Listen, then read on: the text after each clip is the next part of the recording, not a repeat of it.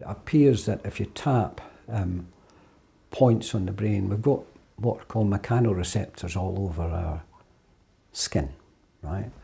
And in acupuncture points, they're called points, but actually the definition is hollows, wee hollows, very small hollows, where there's lots of neurovascular activity and free nerve endings and things called Meissner corpuscles and Purcini corpuscles and Merkel discs and all these sorts of things. They send signals through the central nervous system to the brain. And it appears that they allow for the release of chemicals. I think the principal chemical that's getting released when you do tapping like this seems to be serotonin. And that stops other neurotransmitters from stimulating the parts of the brain. When somebody's really frightened, serotonin seems to flood in and stop other signals getting transmitted onwards. So most people who've been traumatized feel very quickly frightened and feel the same age they were when that incident happened, and it happens very quickly. If you tap, as long as you've actually been thinking about that event when you start tapping, it seems as though the emotional component of that memory is just flattened. It doesn't happen. People don't feel frightened. People don't feel the same age they were when it happened. So the emotional content of the memory is just neutralized, basically.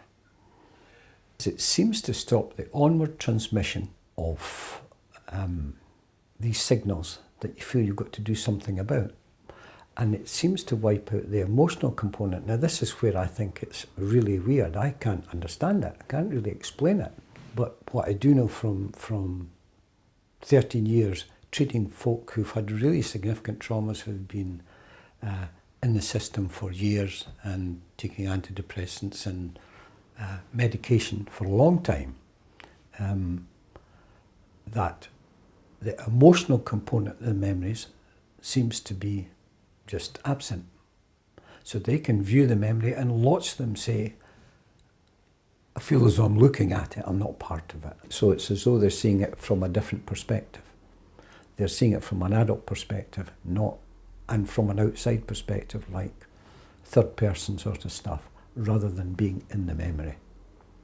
And I can't explain why it should be the emotional component that seems to be controlled. But that's what seems to happen. The memories are still there. This is not brainwashing, that they can look back in these memories and think, what did he think he was doing? Adult sort of recollections of it, or adult opinions about it. Of the trauma. Of the trauma.